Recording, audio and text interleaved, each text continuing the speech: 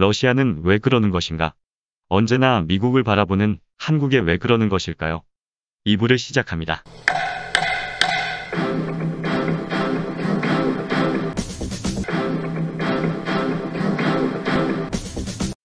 러시아의 끝도 없는 한국 바라기에도 한국은 러시아의 숙적 미국을 소중한 동맹이라 여기고 있습니다.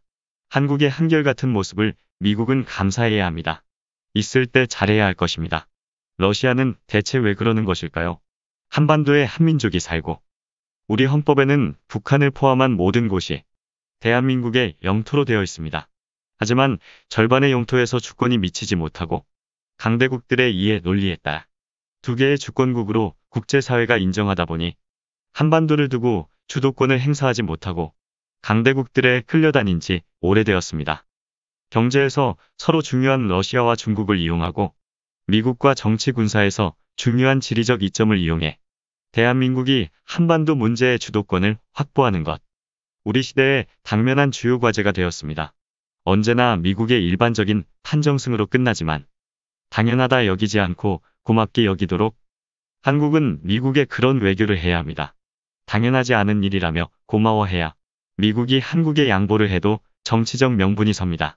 북한이 검증 가능한 비핵화를 허락하지 않는 상황에선 해제란 말은 쓸 수 없다라며 핵무기 야심에 대한 의혹 때문에 대북 제재가 실행됐고 그 부분이 명확히 해소되어야만 제재 완화가 이뤄질 수 있다고 미국과 정치적 이해를 함께하는 나라들은 말합니다. 북한이 말로만이 아닌 의지를 보여주고 검증 가능한 단계로 북핵 문제가 나아가면 제재 완화는 저절로 이뤄질 것이라면서 제재는 정치적 흥정 대상이 아닌 북한 스스로 풀어야 할 문제라고 언급하는 국내 전문가들의 북한 책임론도 있습니다. 제3자의 눈으로 보면 북한 문제를 그렇게 볼 수 있습니다. 그리고 이렇게 언제나 말하게 되는 것입니다.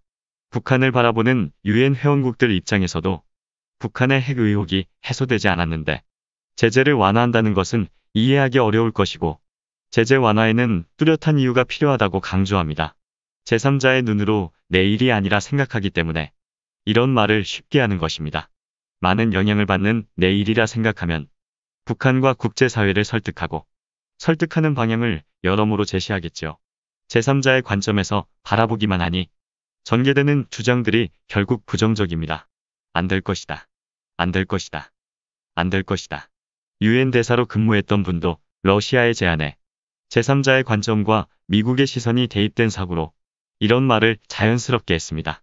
러시아 측의 의도는 알겠지만 북한이 전혀 상징적인 비핵화 움직임을 전혀 보이지 않는 상황에서는 미국이 제재 완화 주장에 동의하기는 어려울 것이라고 말했습니다. 싱가포르 회담 전후 북한은 여러 조치를 했습니다. 핵실험장을 파괴했고 미사일 실험대를 없앴습니다. 그리고 ICBM 발사와 핵실험을 중지했습니다. 북한이 안 한 것이 아니라 국내 북한 전문가라는 분들이 미국의 시각으로 보고 미국처럼 북한의 노력을 인정하지 않는 것입니다. 현재 상황에서 러시아와 중국이 아무리 분위기를 조성한다고 해도 한국이 전폭적으로 그 의견에 동조하지 않으면 미국은 물론 미국과 입장을 같이 하는 영국, 프랑스가 대북 제재 해제를 찬성할 리가 없습니다. 결국 관건은 미국을 설득하는 것입니다. 북미 대화가 재개되어야 하고 부분이든 전부이든 단계적이든 해제 관련 조건에 국제 합의가 이루어지고 북미 합의가 이루어지는 것이 북핵 문제 해결의 가장 빠른 길입니다. 여기서 북한 제재를 유지했을 때, 북한이 붕괴하였을 때 각국 사정을 살펴보아야 합니다. 미국, 영국, 프랑스는 별다른 피해가 없습니다. 교역량도 없고 지리적으로도 멀리 있습니다. 반면 한국, 중국, 러시아는 육지가 연결되어 있습니다. 국경을 넘어오는 모든 북한인을 쏴 죽이지 않는 한 엄청난 사회 문제가 대두될 것입니다. 난민이 대량으로 발생한 지역과 주변국에서 어떤 일이 일어났고 어려움에 부닥치게 되었는지를 우리는 정확히 알고 있습니다. 눈을 감고 모른 척한다고 미래의 혼란과 위험이 저절로 사라지지 않습니다. 북한에 통제되지 않는 이상 조짐이 보이면 시리아나 예멘, 아프간처럼 수십 개의 나라가 달려들어 난장판이 될 것입니다. 북한만이 아니라 남한 전역도 난장판이 됩니다. 러시아의 블라디미르 푸틴 대통령이 대북 제재로는 북한의 핵 문제를 해결할 수 없다며 남북러 3자 협력을 제안했습니다. 푸틴 대통령은 현지 시각 4일에 러시아 상트페테르부르크 국제경제포럼 행사에서 북한 핵 문제를 해결하려면 대북 제재가 아닌 북한의 안보 보장 여건, 체제 보장을 마련해줘야 한다고 말했습니다.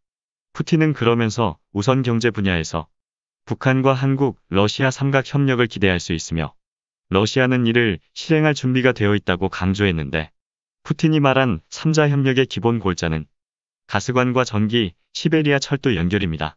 가스관이 연결되면 한국은 러시아산 천연가스를 공급받을 수 있고 북한은 영토 이용료로 에너지를 받아 에너지난을 해소할 수 있습니다.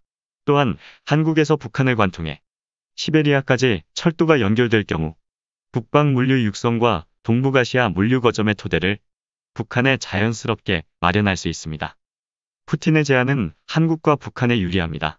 하지만 국제사회에서 현실적인 문제에 부딪힙니다. 푸틴의 제안은 무척 매력적이지만 지금 상황에서 삼각협력의 실행 가능성은 낮습니다. 북한은 물론 러시아도 국제사회의 제재 대상이기 때문입니다. 러시아는 2014년 우크라이나에서 나토 가입을 추진하자 크림반도를 무력으로 합병해버렸습니다. 그 일로 미국과 유럽연합의 경제 제재를 받았고 북한 역시 핵실험으로 제재를 받고 있습니다. 이는 한국 정부가 아무리 원해도 북한을 두고 협력을 모색할 수 있는 여지가 그만큼 어렵다는 뜻이기도 합니다. 하지만 러시아의 제안을 그냥 흘려보내기엔 너무나 아까운 제안입니다.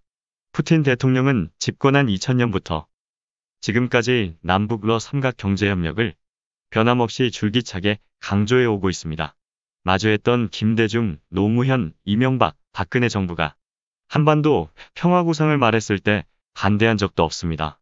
문재인 정부에서는 말할 나위도 없습니다. 러시아가 주장하고 있는 남북러 협력은 한국 자본을 이용해 경제적 이익은 물론 한반도 영향력까지 확보할 수 있는 좋은 기회입니다. 그런 면에서 한국과 러시아의 이해는 일치합니다. 또한 러시아는 중국을 경계합니다.